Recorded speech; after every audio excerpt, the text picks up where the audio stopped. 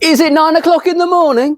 Is it a Saturday? It is! And that can only mean one thing. It's time for the Monster Magic Saturday Show. Let's do this! Wake up, it's a beautiful morning. Feel the sun shining for your eyes. Woohoo! Good morning, everybody. I do hope you're well and looking forward to a great weekend. We have had all of the seasons in one day. It seems rain and sun, and just to emphasize the diversity of the weather, I think I've got quite a diverse set of tricks to show you. It's a real smorgasbord. But first up, we have Abine Frad by James Dickson. This isn't new by any stretch of the imagination. Not just actually the plot of the trick, but actually James Dickson's version, Abine Frad. It came out through Theory 11 many moons ago. It is still just as good. What it is basically it is James's take on the gypsy thread. If you don't know the gypsy thread plot, you basically show a line of cotton which you snap into small pieces of, say, 1.5 inches long. You roll all of the pieces bar one into a ball. You attach that ball onto the little piece of thread you've got remaining. You can then stretch it out and the thread is beautifully restored. It is a plot that has been around for a very long time, probably since the discovery of witchcraft. Made very popular in recent times by Eugene Berger, who's got this presentation with his gravelly voice that's sort of part sinister and part charm. Only Eugene could present it as he did. But it's been through all of the people. George Kaplan probably brought it back into the modern day in the 40s in his book, A Fine Art of Magic, I think it was called, back in 48. But it's been published by Jean Hugard in various books, and Slidini's had takes on it. David Williamson's had takes on it. It is a really, really venerable trick. It is a beautiful trick. And what I really like about it is that the laws of physics are clearly defined by a piece of string, a piece of thread, cotton, whatever it may be. And if you snap that, you know that it's snapped. You know it can't go back together again. It's all perfectly clear. You really don't have to say anything. And when it is restored, everyone knows that the laws of physics have been broken. And it's a beautiful bit, that restoration. And James talks about this a little bit in his tutorial. If you pull it nice and slowly, it is really enthralling, and it feels like it's mending itself as you're pulling it out. It is a beautiful piece of magic. And you end up in a nice little sort of applause cube position as well. And with this, you can hand out the cotton thread afterwards in a nice little way, actually, which I'll come to. What James has done, now the traditional method requires a little bit of a setup. It's a little bit awkward to get into. James has eliminated all of that, thanks to a very clever little principle that reminds me of something that you might find in Mark Wilson's course on magic. It's not the same as that, but you sort of see where the two ideas have combined. In here, really all you get is a roll of thread. This thread will last you for hundreds of performances, and this is a pretty cheap trick to buy, so don't worry, you can't get a refill as such, but you can just rebuy the trick. It's only £15. But you got hundreds of performances with this, and the thread, there's no real prior setup to the trick, which is what makes this, turns the gypsy thread into a really easy, repeatable trick for walk around performances, or if you're just casually down the pub, you can just have a piece of string on you, well, this piece of string, and you can do the trick. It's very, very clever how it is done. And Blake Voigt's got a nice little touch on it in the fact that he carries his piece of thread sort of twisted into a bracelet, a bit like those red Kabbalah bracelets that you might get. He's got the thread on there, takes it off, he'll perform the gypsy thread routine. He'll then give the thread to the person, tie it around their wrist, so they've got the thread tied around the wrist like a bracelet, so they know that it has been restored. There's nothing funny going on. Not that you could fit magnets in it, but there's no glue or adhesives or anything else going on. So it is a very versatile, practical, the most practical version of the gypsy thread that I can imagine. And so you can almost do it, sort of just carry the string on you and you've got it ready to go. You don't have to have anything hidden out. You've got some very nice clean displays because you haven't got anything hidden in your hands to start off with. Your hands are completely empty. You can show the thread just hanging over your finger. There's nothing to see on the thread either. And that open display makes it a very, very fooling trick. The string can be expected before and you can hand it out afterwards. It is really, really good. It's also very easy to do. The simple handling, or the sort of the main handling, which is sort of very much similar to the gypsy thread, way gypsy thread's done traditionally, is easy to do. And then you've got several variations. They've got slight bonuses, probably maybe slightly cleaner for magicians. If they know the gypsy thread methods, you might do it just to full magicians. I'm not sure any of the, you know, I just stick to the basic one, to be honest. For me, it has removed all of the reasons why I've never done the gypsy thread. Seems to me the logical answer that a layperson would come up with is you've got a second piece of thread. Because of how clean the displays and the presentation is, that is eliminated right from the start. And also it gets rid of all of the preparation bits as well. It's a really strong piece of magic that's easy to carry around, easy to do, easy to get into. It is really, really practical. The tutorial by James, he performs it in all the variations. It does a slow motion as well as the performance of it as well, and an over the shoulder look at exactly what he's doing. It is really, really well taught. That is Aberdeen Thread by James Dickson, just $15.99.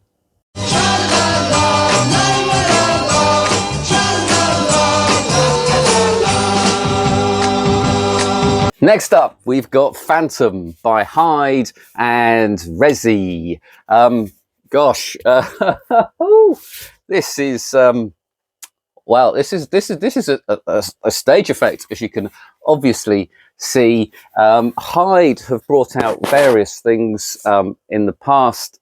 They do their Prestige, which is sort of based on Of Dice and Men by Tom Stone. They also brought out Soulmate, which is sort of a whiteboard with predictions on it. All of which I think suffer from the same problem as this one. But before I do that, let's tell you about the effect. The effect simply is that you have a portrait of Harry Houdini and you can animate him to reveal a playing card. You can also reveal the wrong playing card and you can change it into the correct one. You can also perhaps pull the playing card out of the picture and hand it out to your participant, or you can even do it for the baby gag where he pulls out a picture of a baby. You can then rub the glass and it will turn into the actual personality. You can also do it to reveal names of people and so on. Let me show you what you get in this box, which is very nice. The box is fine. You get the tutorial details. I'll try not to show those too much.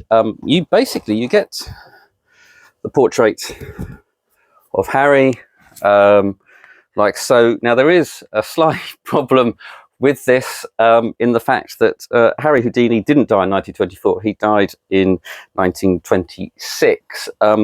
So that's a bit of a faux pas.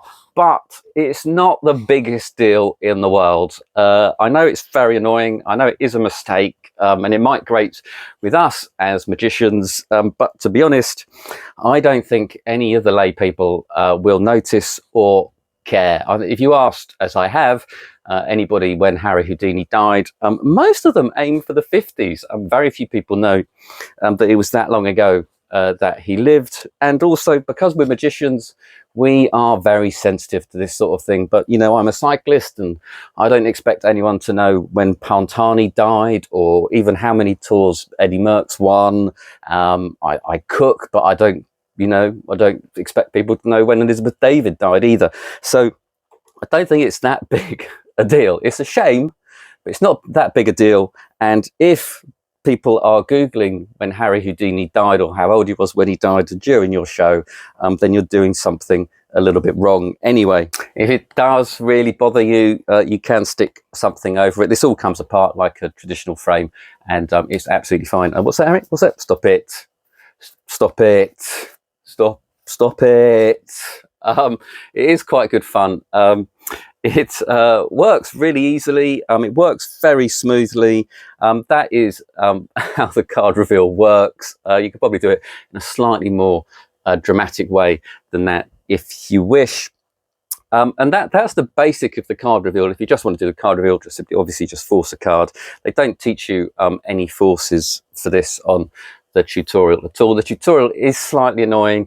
They have a sort of running gag going through it. They're quite cool guys that hide, obviously, but I found it a little bit unprofessional, really, at times, which is probably the thing I've got about this and also other projects by Hyde, is that they just seem, they're good. They just seem to stop at good. They go, oh, that's good, we'll stop there. They never make anything particularly better or really well. They just make everything fine, and you know, this is fine. You know, it's quite good. It's quite good. The angles are pretty good. You can sort of pretty much show the picture all the way round. This isn't glass, this is perspex, as they point out. The frame, it's not wood, it's a plastic frame, so you know, it's fine. It's probably just a standard frame, to be honest. You also get spare reveals in here, so you've got the Marilyn and so on, so you can switch it around, so it is customizable. But these gimmicks, you need to do a little bit of arts and crafts with the gimmicks to fit them in. You take the picture apart, you need to apply some stuff, you need some glue, you need some sticky back tape and so on. So it's quite arts and crafty to customize it. And I think that irritated me a little bit. I thought for the price, the gimmicks should come ready-made, ready for you to just switch in and switch out. You know, it's not cheap, this, and it's not that involved really to make it. It is reasonably well made, and they do talk about how to repair it if anything goes wrong, but there's not much force involved at all. There's not much movement involved either, because of sort of the way levers work and so on. It's a very small movement to make the bigger arm come across, and there's no real pressure, so nothing is really going to break, but of course it all comes apart, and you can fix it easily. There's just nothing here that makes it worth the price. If you're doing the card reveals where you pull the card out, or you change the card, you can't then have this examined. You can tap it and show that it's got glass over the top, but you can't have anyone too close inspecting it. It is nice that it's customizable. The tutorial mainly concentrates on the repair and the operation, and less about the routines. So you don't really get a fully fledged routine tour. You don't get any of the patter. You don't get any live performances or anything like that. Again, that's fine. It's not great. It's just fine. But the big problem I've got with this is quite simply, it's very, very expensive. And where the teaching does lack it down is sort of the removal of the card, your pocket management. You do need to palm to do this. They do teach another way of doing it. If you want to use a cloth to wipe the glass, for example, you can get around that. But the details and the nuances are all missing, which is a real shame given how much this costs. The big problem for me though is it's up against Cardiographic, really, by Martin Lewis, where you draw a card box, you sort of fake the wrong card on the card box, the card rises out of the card box, you can then tear that off the notepad and give that to someone. You can sign it and give it to someone and give them a souvenir. And for me, Cardiographic is just a much better, more entertaining trick than this. The routine I liked the most would be with the baby gag. It sort of appeals to me, but then this is a stage trick, and the picture and everything else is pretty small. You know, if you're doing it in a reasonable sized theatre, so you're sort of down to parlour if you're going to do the baby gag, really. I just think it's fine. It's made okay, it works okay. The tutorial's okay, and the trick, I think, is okay. If you like the trick more than I do, then perhaps give it a whirl. But for me, there are better things I would be putting my 200 notes towards. That is Phantom by Hyde and Rezi. £216.99. Next up, we've got X Dice by TCC, and thank the Lord, we know TCC know how to make things excellently well. Excellently well. What bad English? Really well. They don't mess with the quality of their products. They don't skimp. And this is basically a dice trick. It is very much Vernon's trick from his the Book of Magic, called Climax, to a dice trick, which is essentially Vernon used to do sort of like the sax dice trick, where you twist it in your fingers, and this was meant to be a climax for that, a little run on with that. It's in his book, the Die Vernon Book of Magic, which I probably got too early in my magic career. I completely dusted over this trick in particular, but I did love expansion of texture that is in this book. Die Vernon, not one to brag, tells you that he performed it for Princess Charlotte of Sweden, and she liked it so much he had to do it again. So there we go. Not one to blow his own trumpet. The routine starts along the classic lines of the 2 in the hand, 1 in the pocket. You show that you've got 2 dice that you've probably been using from a previous routine. You put 1 in your hand, 1 in your pocket, a little magical gesture, and the 1 from your pocket now appears back into your hand. And you can repeat this a couple of times. Finally, you put both in your hand, give a little wiggle, and you've now got 3 regular dice.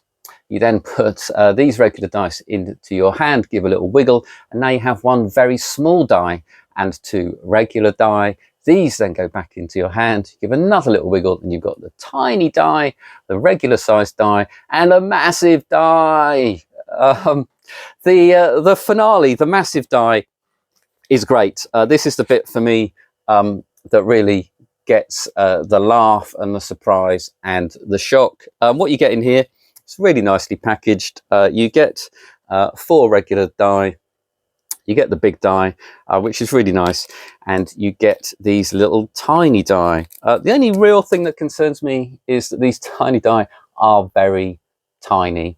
I think if they could have got away with being just that little bit bigger, which for me makes the routine slightly easier with pocket management, and where you put these and how easy these are to access. You get 10 of them, either because you're going to give them away or you're going to lose them, I'm guessing, or because you might come up with another finale for the trick.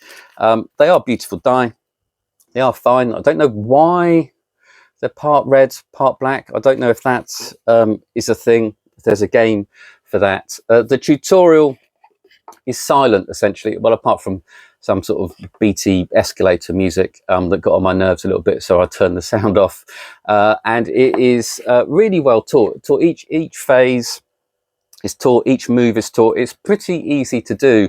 You're really just sort of doing a couple of passes, really. Very easy, all motivated within the trick and going to your pocket and so on. The hardest move is probably going to be the pop-up move, which is just a bit knacky. But it's a really good, fun routine to learn, and it's sort of like a classic of magic, and it will teach you some of the basics. And these basics you can also transfer into your coin magic if you do anything like that, or any object, or balls as well, if you ever do sort of balls in a net, or the classic 2 in hand, 1 in the pocket. All this teaching will be really useful if you want to go on and do that rather than just doing it with these dice. The thing that the tutorial really lacks is the patter, the presentation, the hook. It would be nice, perhaps, I don't know, maybe I'm asking for too much, if they taught like the sax dice routine to start off with, which is obviously what Vernon did. But that is why having perhaps this book, or referencing this book in some way, just go to your library and just read the patter that Die Vernon did. So he actually sort of rolled the dice to find the numbers and so on. And it sort of justifies changing your hands from your left to your right a little bit. It's a great entertaining routine. The classic dice jumping back into your hand is really good. we've seen it a lot as magicians, but lay people still love it. The little dice gets a little bit of a giggle. The big dice as the finale does get a much bigger laugh or shock and surprise, as it were. What you really need to do is to come up with your frame around it, how you're going to frame it, how you're going to present it. But it is a really entertaining routine, and it is a lot of fun to learn. If you're doing magic as a hobby, this is the sort of trick that I really suggest you get, because it teaches you those slides that you're actually sort of learning something, and you're learning a little bit of skill. It's not difficult skill, but you get the joy and the dopamine hit of having sort of achieved and learned something that perhaps other people cannot do. That is X Dice by TCC and Di Vernon, $15.99.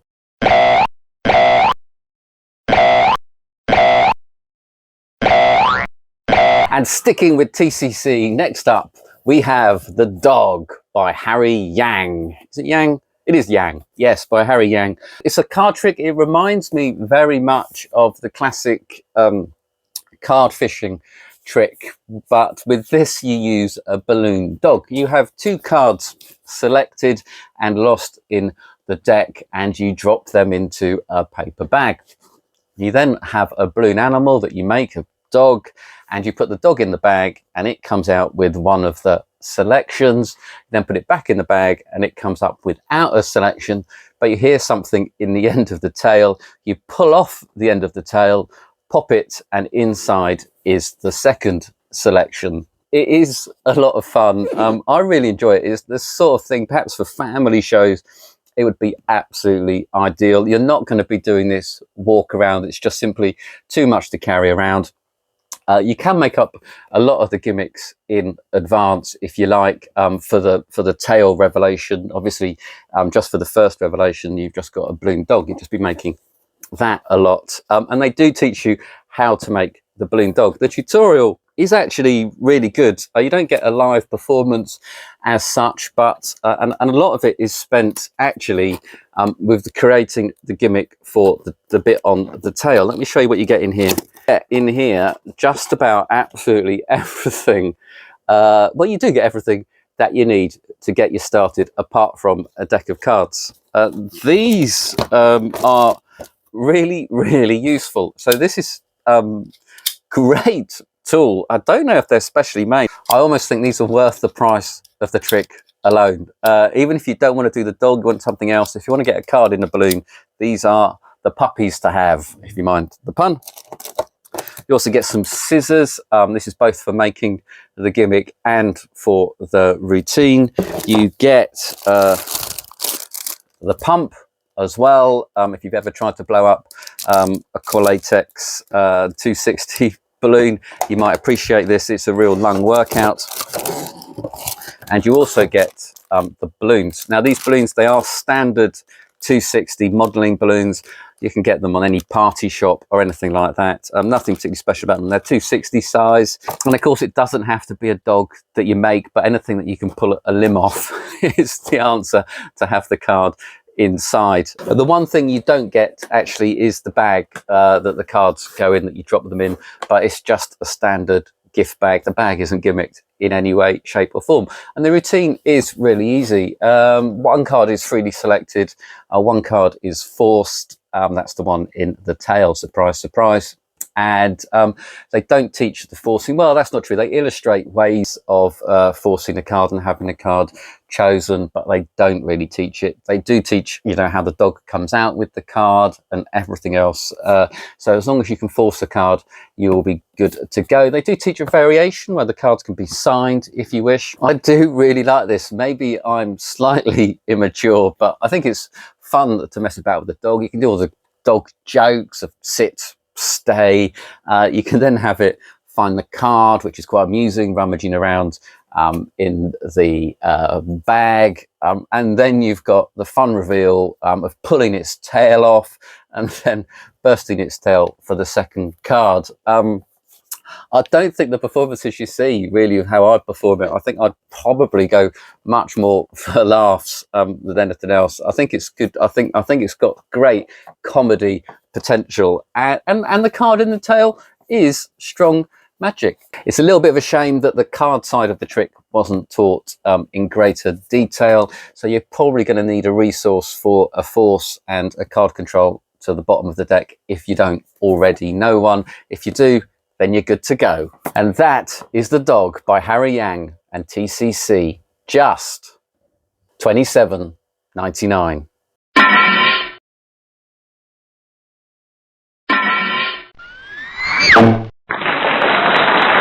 And finally, we've got Imagination Coins by Garrett Thomas. This came out a very long time ago, but it's changed, I've discovered, which is why I'm reviewing it. I was a little bit surprised when I saw the tutorial. So the original Imagination Coins is probably the only coin trick I do other than Charming Chinese Challenge. And for me, it's one of the best coins across, which is saying something. But this has changed slightly, and now it seems that the Imagination Coins isn't necessarily the coins across section, but a little 2 or 4 phase routine that precedes that. What you do is you show that you have 4 10-pence pieces and you put them in the spectator's hand. You ask them to imagine giving you one, just imagining giving you one, and they mime putting it into the palm of your hand. You close your fingers. When you open your hand, a coin has indeed appeared in your hand, and they look in their hand and they now only have 3. You then do repeat this. You give them the 4 coins and you ask them this time to genuinely give you one of the coins. They lift it off, they put it in the palm of your hand, and now when you open up your hand, your coin hasn't appeared in your hand. They open their hand and they've got 4 coins still. It's a brilliant play on the physical and the imagination.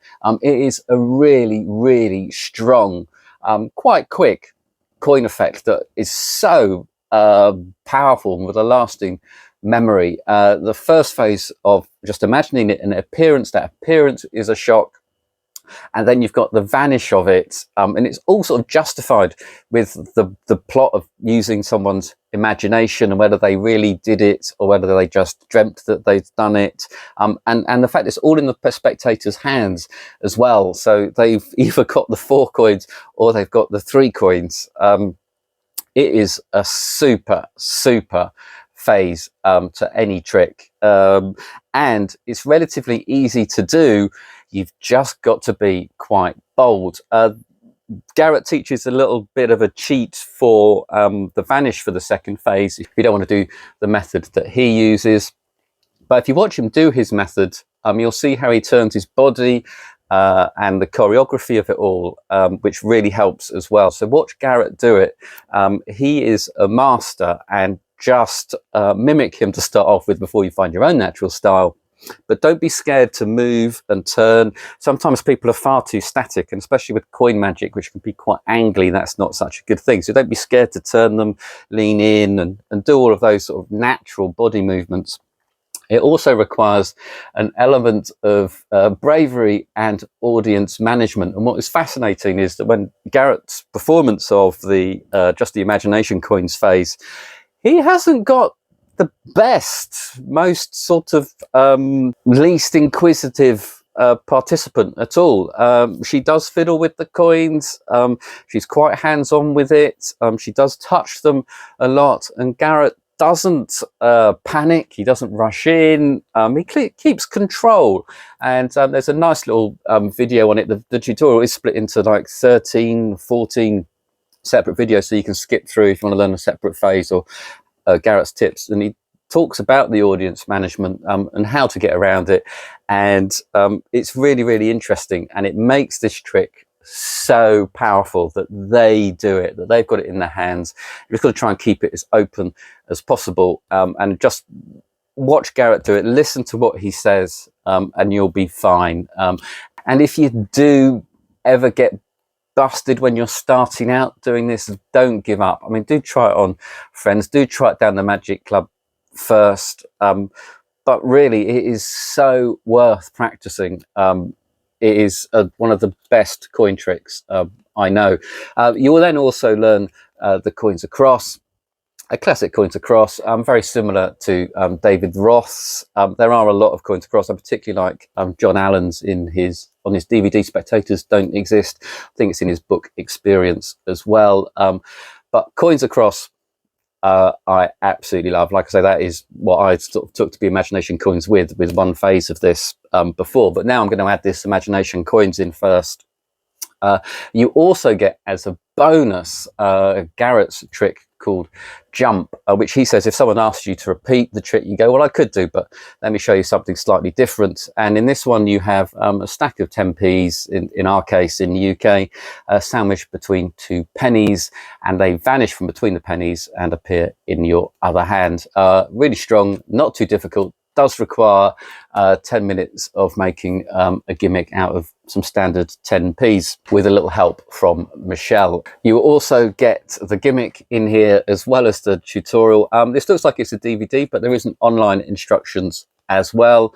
It is one of those things where from what you receive physically is probably quite hard to justify the price. You can buy the gimmick much cheaper without the teaching, but the teaching is brilliant, and you end up with a multi-phase